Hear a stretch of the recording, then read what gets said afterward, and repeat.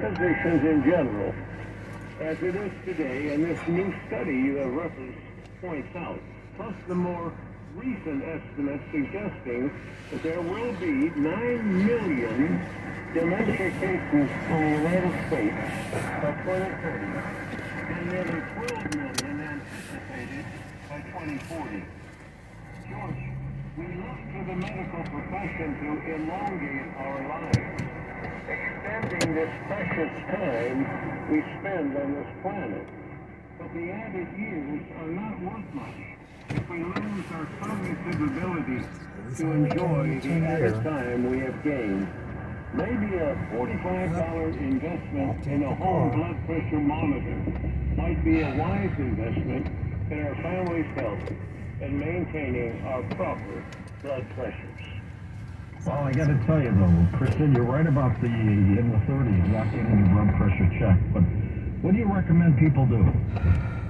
Well, I recommend that you do monitor it and have it checked and pay great attention to it, because now medical science knows so much more than they did 20 or 30 years ago.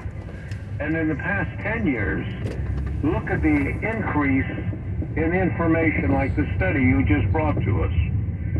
Stay on top of your blood pressure. There is no question that it will destroy your arteries, your vessels, and affect your brain.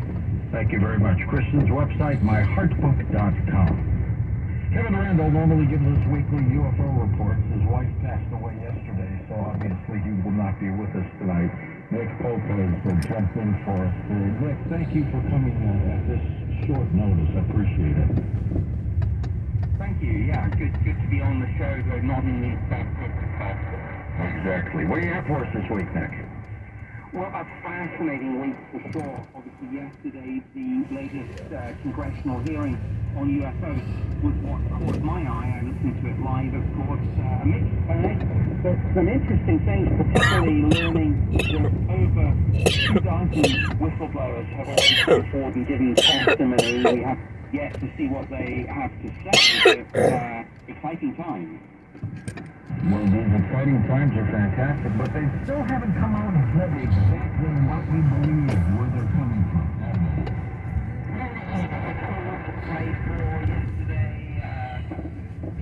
Patrick played a very careful, skillful game, I think, trying to manage expectations, not just with the public and media, but with Congress, telling them essentially to prioritize their requests, saying that story to this as quickly as you might like. The priority has got to be current cases, which may pose an ongoing national security threat to the United States.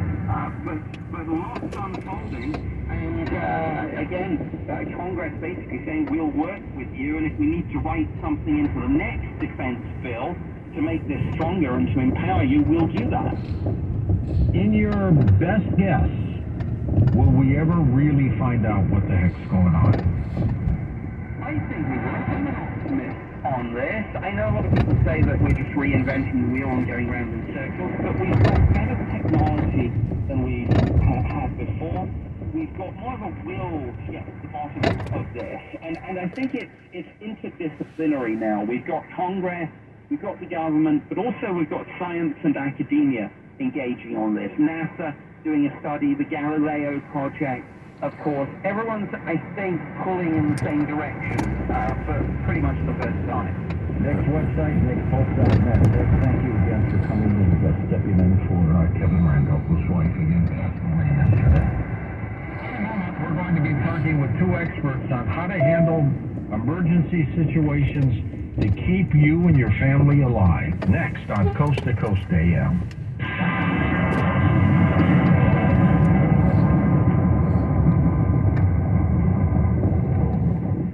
There's no sign of identity theft slowing down, and why should it? More than $14 billion were stolen from identity theft victims last year alone. To cyber criminals, it's a success story. To the rest of us, it's a wake-up call. Your personal info is in more places now than ever, and all that exposure can make it dangerously easy to steal your identity. LifeLock by Norton makes it easy to help protect yourself by monitoring your identity and alerting you to threats you could miss on your own. If you become a victim of identity theft, a U.S.-based LifeLock restoration specialist will be dedicated to your case and work to fix it. No one can prevent all identity theft or monitor all transactions at all businesses, but everyone can save up to 25% off their first year by calling 1-800-LifeLock or to go to lifelock.com and use promo code George. That's promo code George to save up to 25% off your first year. 1-800-LifeLock or lifelock.com. Promo code George. My brother-in-law died suddenly, and now my sister and her kids have to sell their home. That's why I told my husband we could not put off getting life insurance any longer. An agent offered us a 10-year, $500,000 policy for nearly $50 a month. Then we called SelectQuote. SelectQuote found us identical coverage for only $19 a month, a savings of $369 a year. Whether you need a $500,000 policy or a $5 million policy, SelectQuote could save you more than 50% on term life insurance. For your free quote, call SelectQuote at 1-800-206-9977. That's 1-800-206-9977. Or go to SelectQuote.com. 1-800-206-9977. That's 1-800-206-9977. SelectQuote. We shop. You save. Full details on example policies at SelectQuote.com/commercials.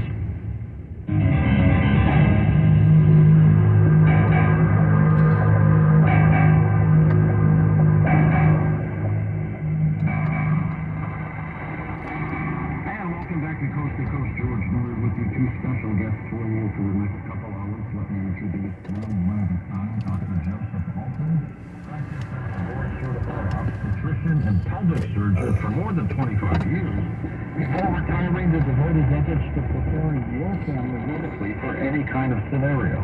He has been a fellow of the American College of Surgeons for many years, served as the department chair at local hospitals and as an adjunct professor at local university nursing schools. Very popular speaker at survival and preparedness conferences on the subject of medical preparedness. Dr. Joe, welcome to the program. George, thank you so much. Hey, I just wanted to mention, I noticed you had a popular guest on Steve Quayle recently. Yes. And Steve was kind enough to publish some of my very, very first articles on survival medicine more than a decade ago. For that, I'll tell you, 1,500 articles later, I am so very grateful. So thanks, Steve, if you're listening out there. That's fantastic. And let me introduce Amy Alton, an advanced registered nurse practitioner, certified nurse midwife. She has had years of experience working in large teaching institutions as well as smaller family-oriented hospitals. Nurse practitioner Alton is a certified Stop the Bleed instructor and a certified advanced wilderness expedition provider. Mrs. Alton has taught survival medicine classes across the country. Amy, welcome to the show. Hi, George. Thank you so much for having us. We're really excited to be here. Me too. And of course, the name of your book is called The Survival Medicine Handbook. Dr. Joe, tell me a little bit about the medical preparedness and survival. Why is that so important? I'll tell you, survival is obviously important because you want to survive, but there's so many things that can happen. I think you might agree, George, that the world isn't getting any safer. Just think about it this year. We've had earthquakes in Turkey, floods in California, we had a flood in Florida last week, blizzards in the Northeast, tornadoes in several states, deadly tornadoes. And, it's not just that, there are man-made disasters too. There were chemical emergencies with that train derailment in Ohio, active shooters that were about almost every week. Nuclear war. That's a stop sign, dumbass. All these things raise the risk that some of that one day is going to overwhelm the medical infrastructure. Right and they leave the average citizen on their own when it comes to their family's health. I mean, everybody should know first aid. There's lots of good books about it, but none of them take into account the possibility that the ambulance might be heading in the other direction due to some disaster. Out there, not always just over the horizon. The average person needs to know something about how to handle trauma, bleeding, infections, a lot of other things. So we wrote a book in plain English that aims to make you, the average person, a medical asset, one that could possibly save life, even if modern medicine isn't available. And Dr. Alton, the average family, how prepared are they medically? Well, I would say that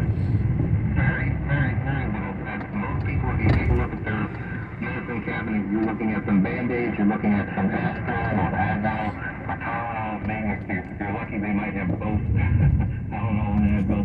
But honestly, most people really haven't given it more than a moment's thought, simply because they don't think that things can actually happen. I mean, most people are because of what we call normalcy bias, and that's the tendency for people to always believe that everything is going to follow a pattern, that everything's going to be fine, and that the day will always proceed according to a normal pattern, and people will be just fine. And that's not always the case. And we really shouldn't rely on emergency medical technicians who do a great, marvelous job. But we should put something just related, shouldn't we? Well, the truth of the matter is that these people are wonderful, dedicated people, but the problem is that there are some circumstances where even an ambulance that's heading in your direction, and gets there in 5 to 10 minutes, might be too late to help somebody in some circumstances. If you had an injury and severed a femoral artery, a large artery in your leg, you would bleed out within 5 minutes, and you would be beyond help even if an ambulance came at a normal time. And so what happens is, what could save you is a good Samaritan, a bystander at the scene. We can learn a simple lesson in Iraq and Afghanistan that if you don't act quickly, if the people that are at the scene don't act quickly, then way away at last, and the last to let the person out of they call it lack of rapid and effective action by bystanders at the scene. I'm in St. Louis right now, Joe, and today a motorcyclist rammed into a car, and before anybody could get to him, he died. He died right there on the highway. Head concussions and everything else. Is there anything people can do? I mean, even let's say the guy in the car who got hit, who was fine, could he have gotten out if he had known medical treatment and helped that guy? I think that everyone should really work on getting to know some medical skills and maybe have some supplies with them in their car or if they travel. I think these are very, very important things to do because you know that very, very quick action is just like say a tourniquet on. If you have a tourniquet or if you can improvise a tourniquet, you can save somebody's life simply by placing that tourniquet high and tight on the extremity that might be bleeding.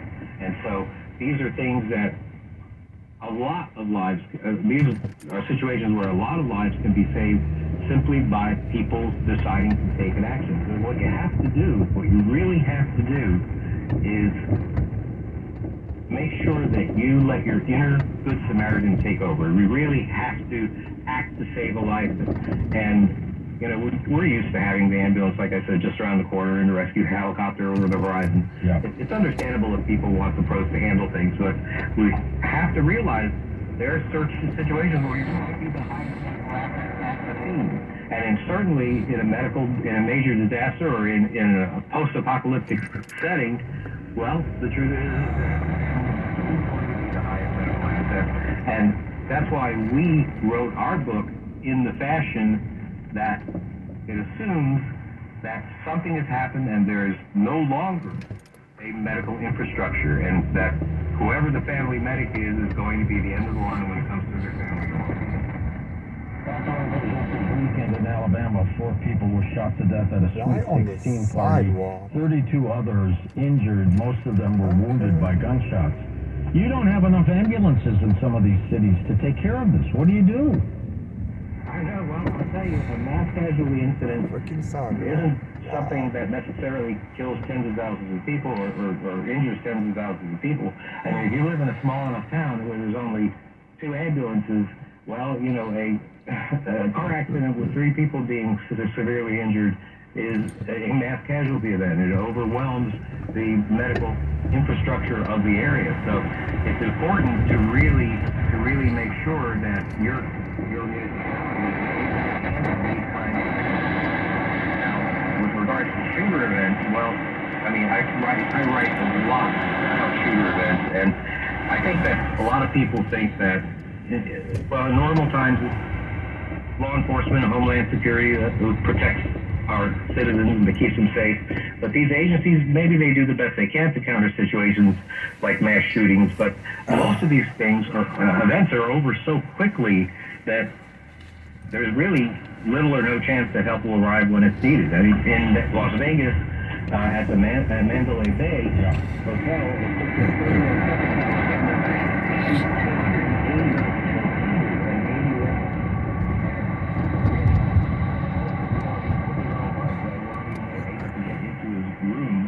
before he took his own life and the event was completely over. So you got to have a plan of action. So that's what we teach in our classes, where our books talk about that you have to just realize that you've got to act. And people have a tendency to follow the herd. You get, if there are 50 people around you and they suddenly drop to the floor at the sound of a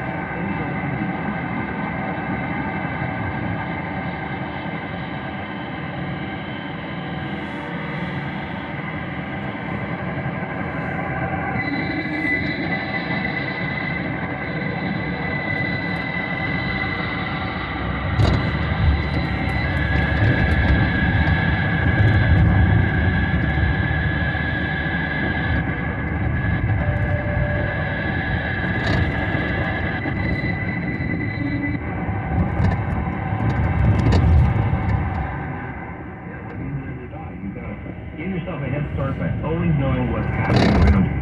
And that might mean knowing where the exits are. If you walk along, just have an idea of where you would go if there was indeed very important to do. Also, if you're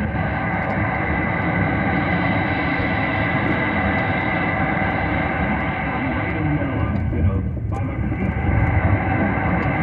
people are going to be running in whatever direction they're going to run in, and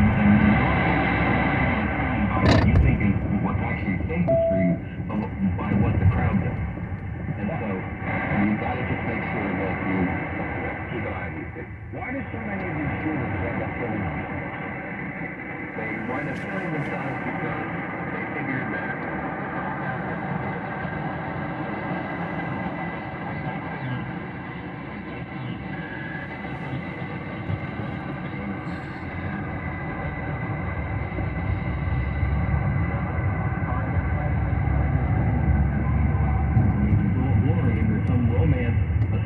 with it.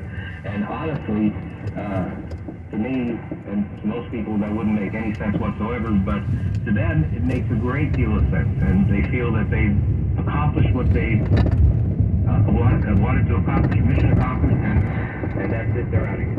And if they don't kill themselves, a lot of times the police will shoot them. It's suicide by cop as well, isn't it?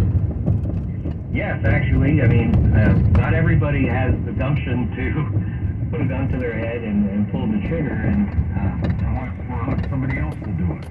Yeah, just walking, you just walk out and point a gun at a policeman and he does your job for you. Stay with us, Joe. We're going to take a quick break and come back and chat with Amy Alton about this work. Her book is called The Survivor Medicine Handbook. And we'll be back with Amy in a moment. Both of them will join us next hour for your phone call. Never miss a detail of a show or a guest. Sign up for the Coast Zone email newsletter, available for free at coasttocoastam.com.